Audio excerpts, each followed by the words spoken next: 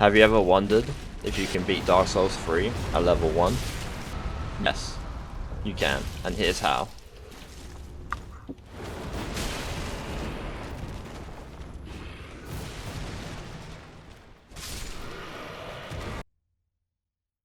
As we're setting up our class, we want to make sure our class is set to Deprive to start at level 1, and our Burial Gifts is set to Black Firebombs for an upgrade later on. As we start, we'll remove our wooden shield, and we'll be heading to pick up our Asian Flask. After that, we'll jump to this stone and grab our Tyrannite Shard for later upgrades, and we're heading straight to Gundyr, the first boss, aka the tutorial boss. This boss speaks for itself. It's a tutorial boss. It's supposed to teach you the basics. With not really much to give tips on. I'll be parrying most of my way through first phase.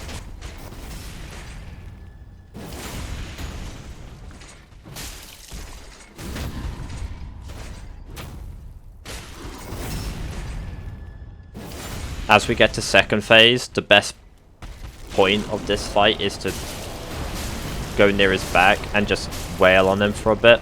You can get a good like 6 or 7 hits off. And then after that you should have only a minuscule amount of health left. Staying near his left side is also a good tip. After this, we're heading straight to Firelink.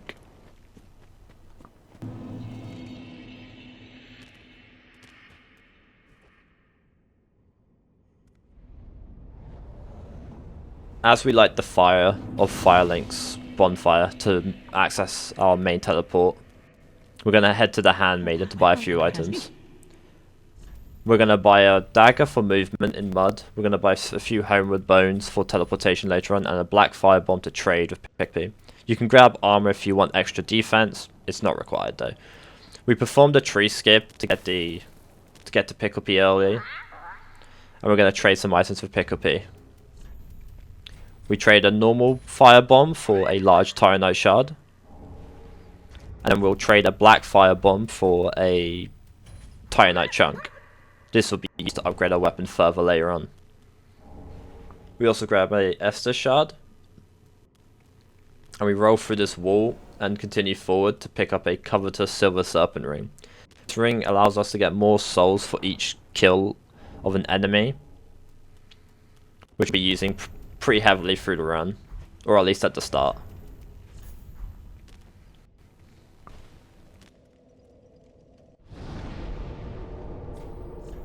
We're now going to be heading to Hyrule of Lothric, where we're going to exit the door, and you can grab the bonfire at the bottom of the stairs, but we're going to just go straight for the Lightning Pine resin in this window.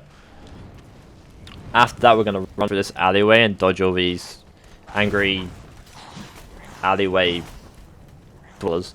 And we're going to dodge through this knight. Keep to the right of it if you want more consistent dodging. We're going to head up the stairs and grab this Tyrannite Shard, and then grab this bonfire for safety. After that, we're going to head down the stairs and plunge to attack this crystal lizard for a raw gem. We're going to head inside the building and pick up another Tyrannite Shard, dodge another knight, and hit a hollow in this doorway. And we're going to pick up our main weapon of this game, the broadsword. After that, we're going to head downstairs and pick up another Tyrannite Shard. What on earth? Unfortunately, we've got to kill this lovely old lady. Emma, your death is not in vain. Now we're off to Vort. Vort's main weakness is lightning. You'll basically be dealing almost double damage with lightning buff on, so use the lightning pine we just got. The main process of beating Vort is by sticking near his rear. Stick to his ass and you'll be fine for most of the fight.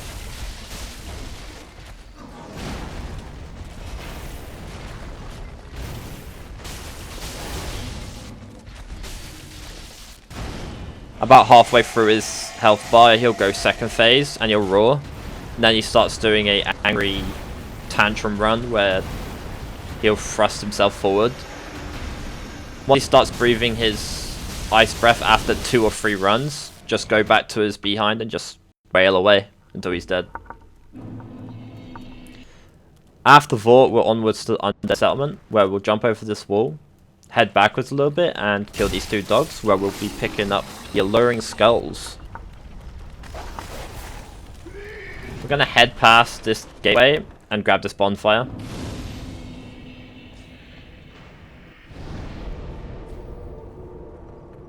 After grabbing this bonfire, we're gonna head into this building. You can roll into these enemies to stagger them if you don't want to deal with attacking them. We're going to head towards this bonfire where there's an Estus shard to pick up. This is for health later on. Roll into these guys again without hitting them. Staggers them always. An Ember for an emergency heal. And then another Titanite shard. We're going to roll past these thralls. The worst enemies in the game, by the way. Over the rooftops, down, and onto the right, just below us, is a bonfire, which we'll grab again for teleporting to later on. Now we're going to be heading towards our first ashes that will give us a buff purchase at the Handmaiden, but first before that, we've got a armor set coming up. This armor set's decent. You can also use it if you don't want to pay for it at the Handmaiden. Again, those are the ashes. From here, we're going to head to the Undead Settlement bonfire again. And instead of heading directly towards the bonfire again, or the fire pit, we're going to head to the right-hand side of the fire pit, which will lead to this door. We're going to head straight off the edge of this bridge, where we're going to plunge attack this enemy, just to get rid of him. And we're going to head backwards off the side of this cliff, just to grab another Titanite shard. After this, we're going to grab this bonfire for the risky maneuvers we're about to take.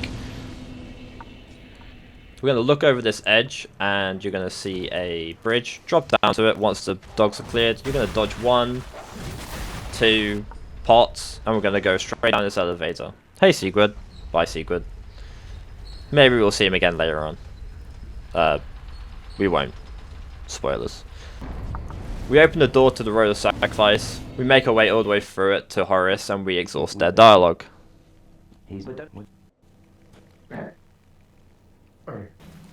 We grab the Grass Crest Shield for the increased passive stamina regeneration, and we grab this bonfire. Now we're going to attempt to kill these 2. Well, that did work. I'm going to die. Yep. He's going to rub it in. Round 2.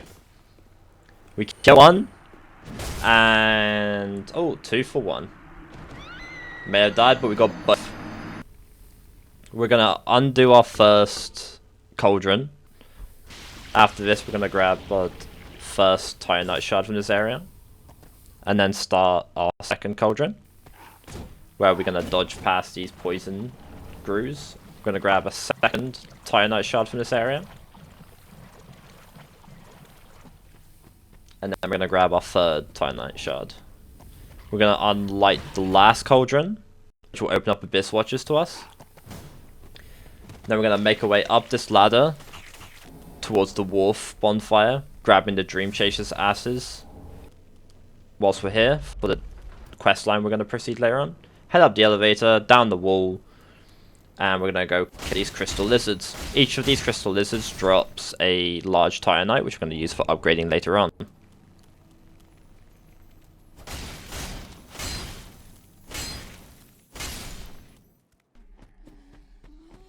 We're going to head up the Abyss Watcher's way towards the outer perimeter, and we're going to grab the coal sitting at the very end of it.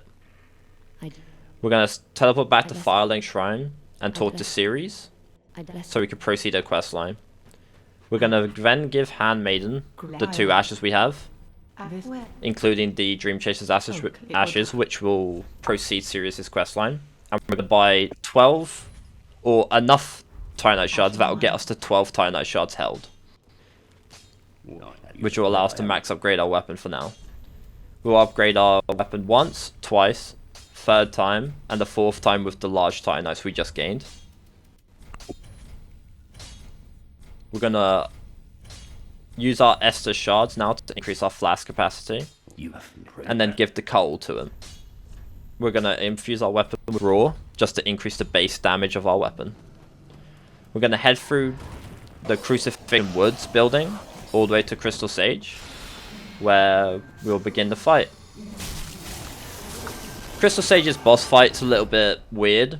There's this method I use, but I can't guarantee if it works 100% of the time. For me, it works about 90% of the time. Where you saw me spin around, you wait there for a couple of seconds, and Crystal Sage should near enough always spawn where I am now. Now we're going to head back to the right, which is where she'll spawn secondly, if you hold the position. And now if you wait just here for a little bit, and then head straight over to the front right, she'll spawn in one of these two sections. This usually works 90% of the time for me, and that should be the Crystal Sage fight. And now we're on to Cathedral of the Deep, where we will be collecting these ashes that are just to the left. This ashes, when given to the handmaiden, will give us the Lloyd's Shield ring. That increases our defense quite a bit. We'll grab the bonfire and head over this bridge to continue to the Cathedral of the Deep. We're going to hug this wall to stop the thrall from stabbing us in the back.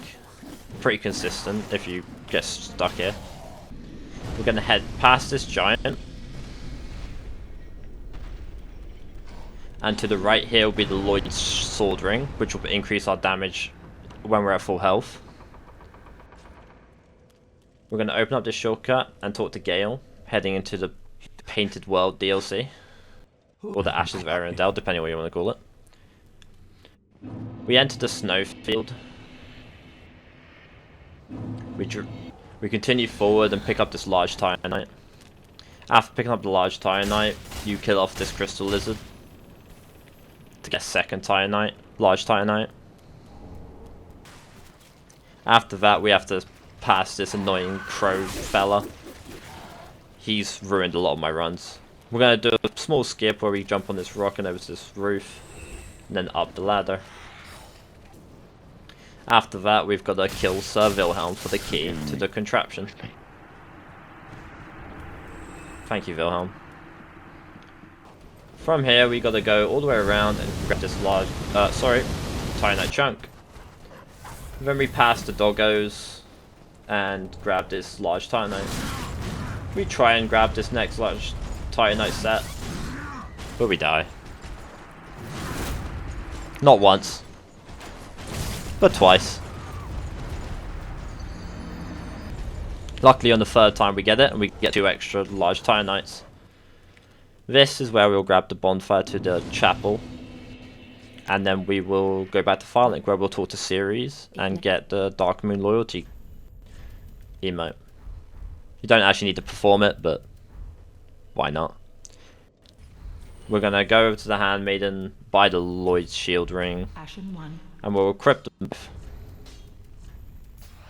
Lloyd's Sword and Lloyd's Shield. Massive boost to defense and offense. We're now going to upgrade our weapon to +5. And we're going to fight the Stocko. Not once. A death a second time.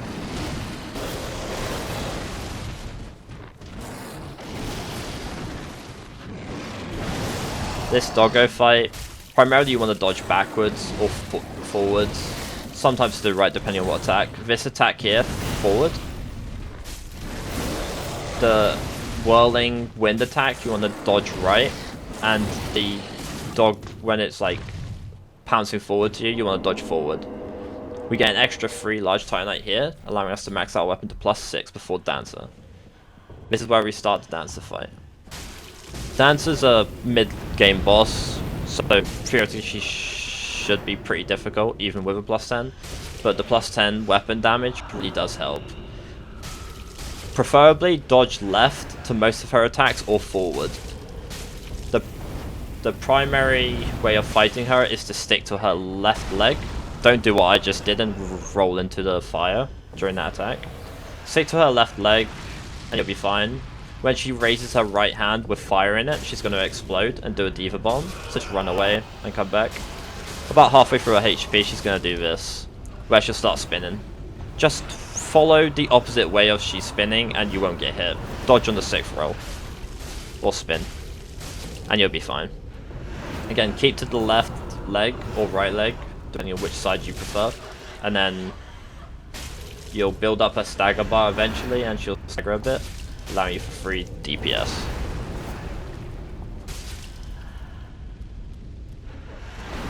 She does an extra D.Va bomb here, so I play it safe and I run back. And then I take Dancer down.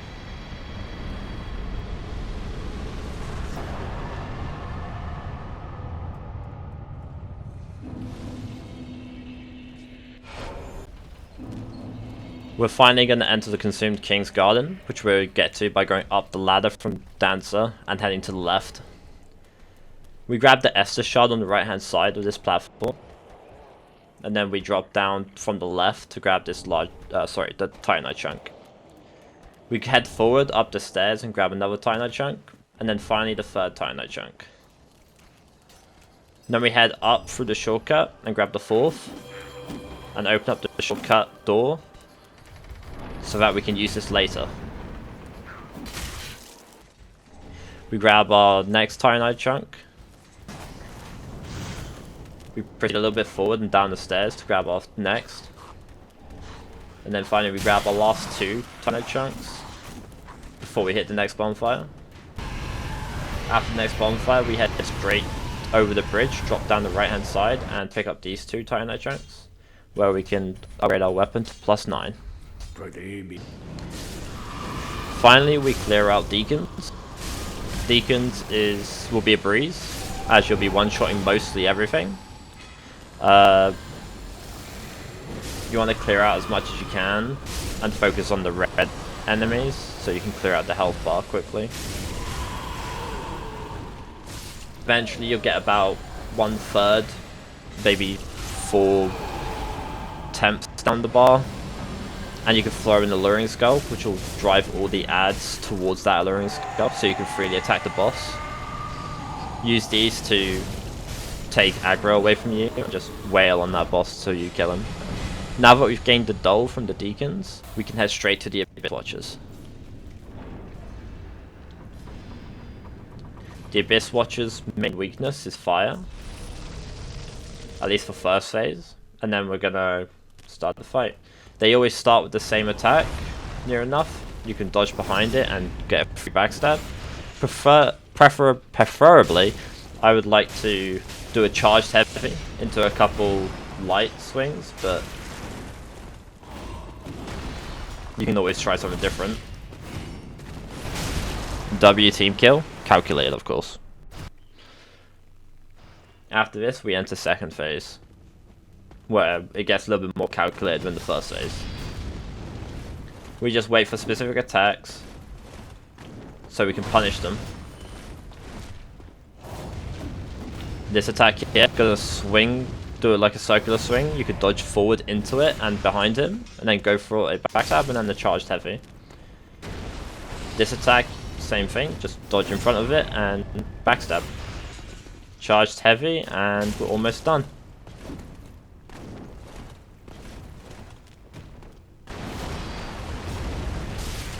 That's the Abyss Watchers. We're now entering the Catacombs of Carthus, where we'll go down a shortcut, dodge the skeleton ball, and head over the bridge, where we'll finally be able to touch Warner's chalice and start the fight. We take off a chunk of Warner's health with charged heavy, destroying his first ring. And then the second ring is followed very shortly.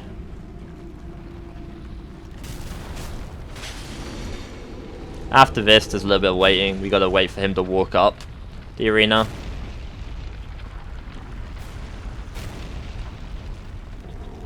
He does a small attack before walking, which is a little bit strange, but 2 whiffs. Oof. Here comes the walking. 1, 2. Try and get a sneaky hit here. And when you see his face go up like that, it means you have free reign to go to his last ring and destroy it, because you'll be stuck between the top and the bottom mists. And now we're onwards to Boreal Valley, or Earful, and we're gonna fight this Pontiff Watchdog for a very special ring called the Pontiff Right Eye Ring. Probably one of the most important rings of the game, After entering the Irritable Valley gate with the Dole, you want to head straight back onto the bridge and start this NPC fight by hitting the summon sign with Sirius. This will allow us to get Sirius's quest line for what we want. We talk to Sirius and grab the cat ring. This cat ring will negate full damage to a certain point. Now we have to run through Irithyll. Shouldn't be too bad. Or we could get treated by like a human skewer.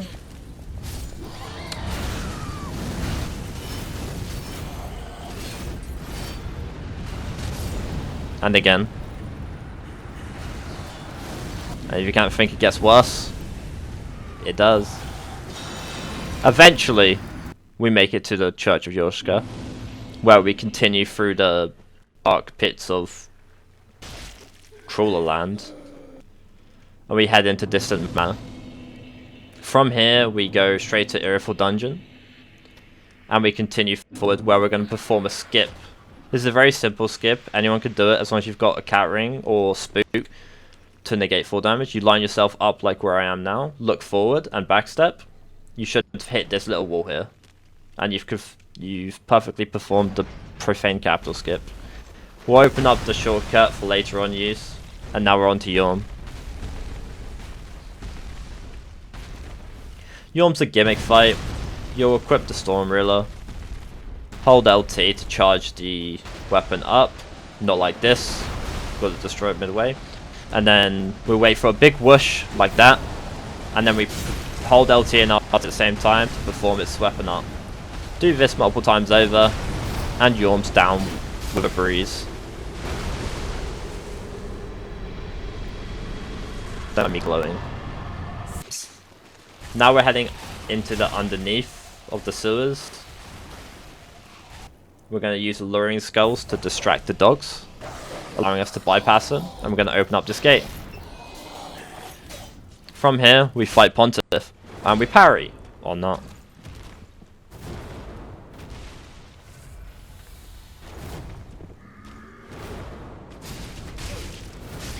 And we're dead.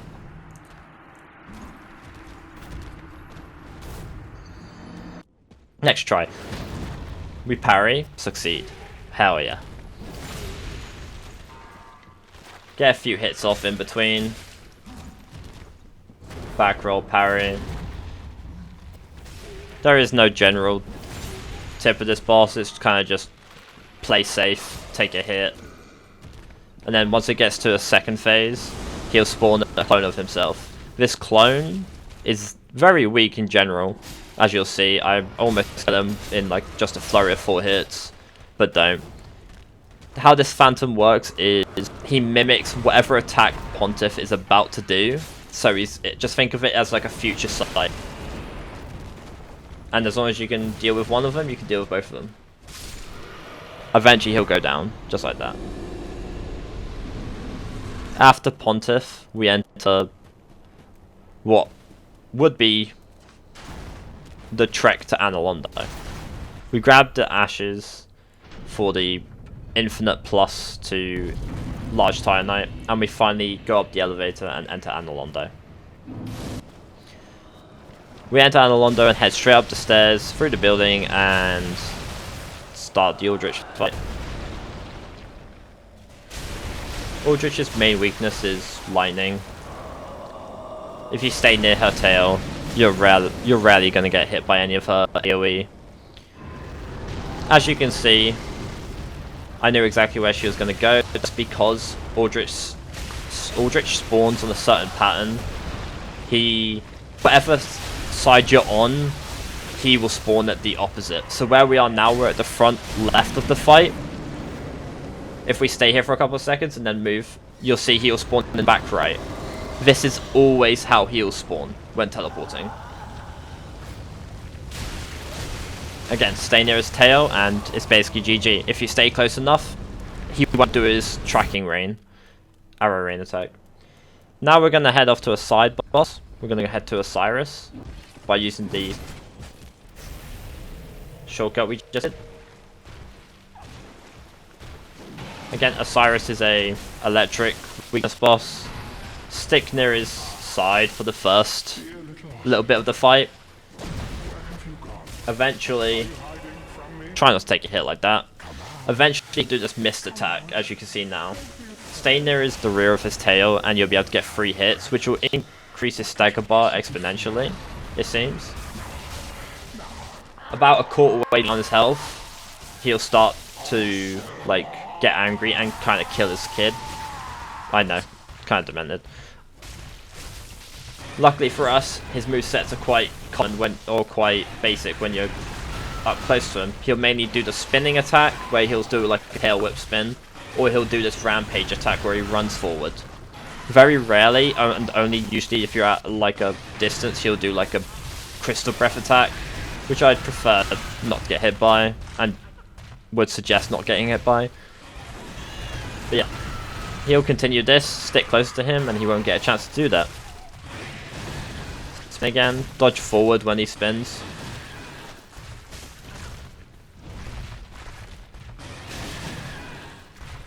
I take the hit here again. And that's Osiris. After Osiris, we pick up the Path of the Dragons emote for the Travel to Nameless King later on. And we enter Untended Graves, where we fight Champion Gundyr. Champion Gundyr is primarily a parry boss for me. Like, it's parry, hit, repost, parry, hit, repost. It takes a little bit of time to learn how to parry, but once you get it down, and you don't really forget it. Once you hit second phase though, which is about halfway down his health bar, he'll do this running, like, lunge spin, which I suggest to either dodge or parry. I prefer the dodge personally, but it's up to you. Again, and then I just repeat the same. I parry, I repost, I hit, I repost. You can do this boss early, straight after Dancer if you want, because that will allow you to get the Hornet Ring after this boss, which will increase your crit damage if you want to replace your coveted Silver Serpent Ring.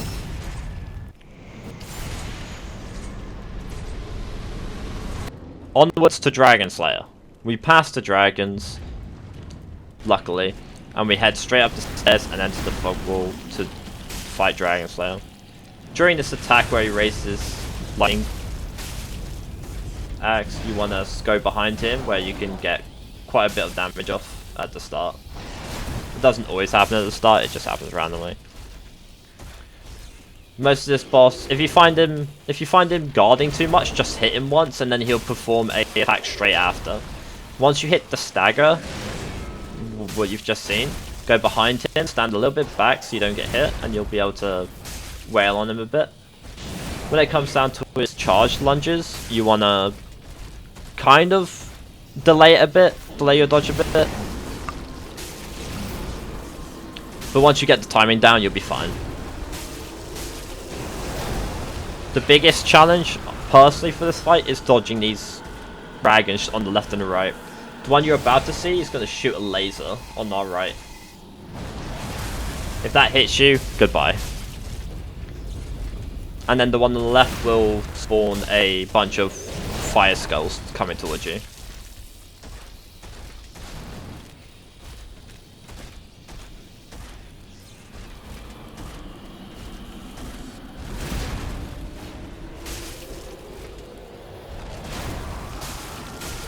And with that, Dragon Slayer is down.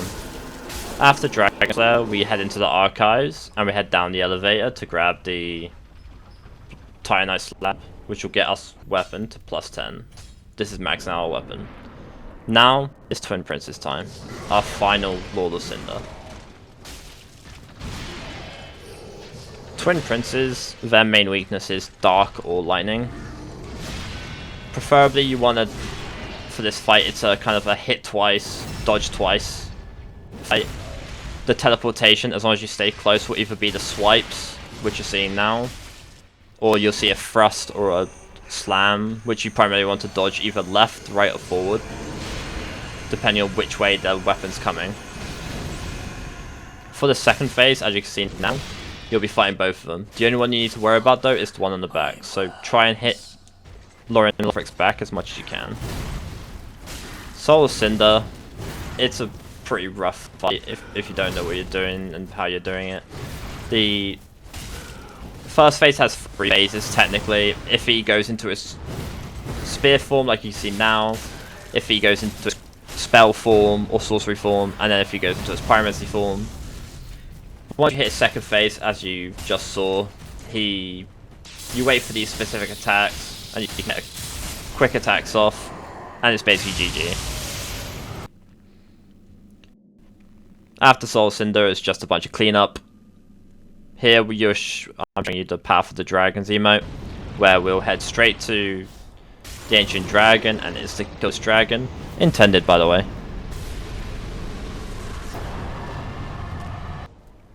After that, we head straight to this bonfire outside of Nameless King called Great Belfry. We pull Nameless King's bell and wait for the fight. First phase, when we're fighting the Wyvern, lightning is your best friend. After a certain amount, when you stagger him, you want to riposte him and it'll be the end of first phase. Second phase's weakness is dark, so you want to use human pine resin against him. This whole fight, it's better to stay on the right hand side, but you'll see when he's hitting, I'm always dodging in the direction of where he's hitting from. This is because you get the best iframes, and the way his hitbox works, it goes right past you, so you've got nothing to worry about. Eventually, when you get to the second phase, you'll start to do more elongated attacks, like the ones you're seeing now, where you can dodge more preferably and get more time to attack. That's Nameless King. We're almost to the Smoldering Lake, where we kill the wannabe Old Demon King, so we can get the Fire Demon Soul, and then we can get the real Old Demon King by taking out this fella. He's not too bad, just watch out for his nuke and his fire waves, like, circle on the ground, you're chill. Stray Demon, kind of a pushover with a +10. Not really much to talk about, just whack him a few and you'll get kill easy. Sister Freed. One of the most notorious bosses of Dark Souls 3. Everyone, when people think of Dark Souls 3, these are one of the bosses that you think of. Preferably first phase, it's just backstab. Wait for backstab, go, or just spam R1 or light attacks. Eventually she'll go down. When she goes invisible, whichever way her dust is going, or her fog is going, she's going the opposite. Second phase, your primary target is the father, because who doesn't want that? Just be honest. It's a joke. Arundel goes down, and the final phase exists. Yeah, this boss has 3 phases. At the start of her third phase, she always does this attack, so just punish her by running behind it and backstabbing. At this point, we're just playing a little bit safe, and we're going to wait for each attack. Punish every attack, she basically jumps. So that 7-hit combo you just saw there, just roll past her when she jumps and you'll get the attack. Or the backstabber. She repeated the same attack she started with, and you're going to backstab here just to punish. We'll punish her a little bit more with light attacks. She goes invisible, and this demonstrates her going left. So smoke goes right, she goes left. Smoke goes right, she goes left. After her third dash in her third phase, she'll do this long charge, which is your time to backstab her. And that should end the fight. And now we're finally on the final boss of the Ashes of Arundel DLC, Champion Gravetender. This boss's primary weakness is fire, and you've got to fight 2 bosses. There's this NPC, and then the doggo that we fought earlier comes by. He'll be a little bit lower on health, not a lot, but since we beat him earlier, he'll be lower. After taking out or fighting this dude for a bit, he'll spawn in, where we'll buff with fire, and then we will finish off the NPC, and that just leaves Doggo. Doggo follows the same rule set as I told you earlier. If he does the weird dash, dodge right, yada yada yada. In second phase, you see he does a lot of this breathing frost mist, just punish by going to the left and punishing him that way. Eventually you'll kill him very quickly. Demon Princes. Probably one of the harder bosses of the game, as you have to fight 2 dragons. The primary target you want for this, you want to kill the Demon of Pain first, because you want the Demon of Below as your second phase boss.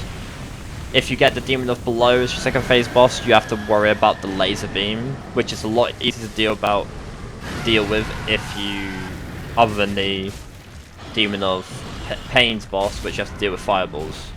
Eventually you'll get him down to second phase, like I just did, and then you're fighting the second version of whatever dragon you had in first phase. Get the repos, yada yada yada. We're about to fight the boss. We beat him. Now we're heading over the Archer's Bridge, which is probably the worst place to be in this DLC. We finally give Medea a boop on the nose, sending him back down to his cavern, and we uninvited raid his house and plan to kill him. Dodge. Most of these dodges can work backwards. Not too much to worry about. Dodge left or back.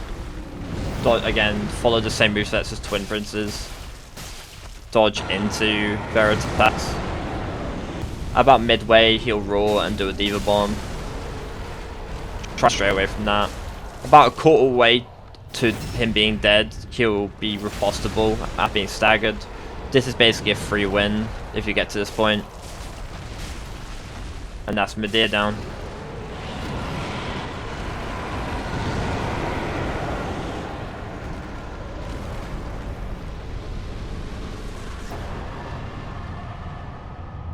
And now we're on to probably the worst boss of the game, personally. This is a PvP fight, or if you don't have online active, you're versing an online an NPC. This NPC fight is just extremely boring. You're waiting for this archer move, and then you're just going to roll behind him and backstab him constantly over and over and over and over. As you'll see, just backstabbed in, charged heavy, repeat. Eventually you'll get him down to his final, and then you just backstab him. Easy win, really. Onwards to Gale. Some would argue the hardest boss in the game, but just apply poison to your weapon as it's his main weakness for first phase. Get that poison proc and you'll be dandy for the first phase.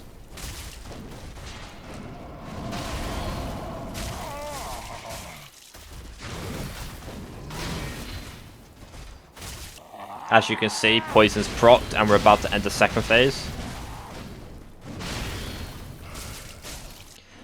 Second phase is a little bit harder.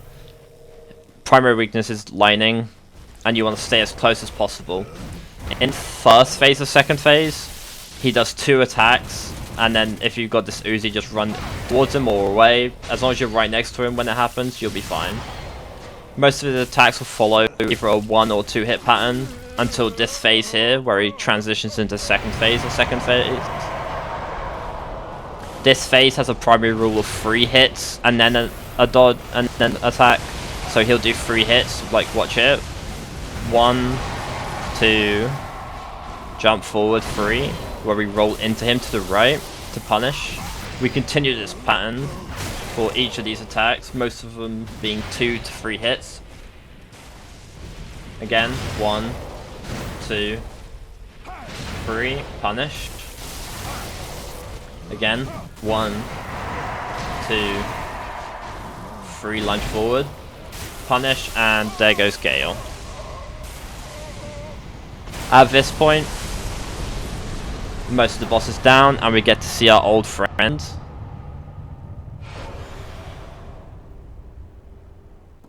Greatwood. Yeah, you didn't think we forgot about him, huh? Most of this boss is pretty easy. Fire is his weakness. You could do this really early game as well, but I like to punish him with a +10 weapon. You want to follow the main rule of this boss is its stomach, hand, leg, or switch around the hand and leg. after this point, we're gonna wait for him to transition into phase 2, where he falls, and we'll go from leg, chest, and then hand to finish it off. At this point, I want to thank you for watching, and if you've got any suggestions on what to do or any advice on to improve the video, let me know. Thanks for watching. I'll see you guys later.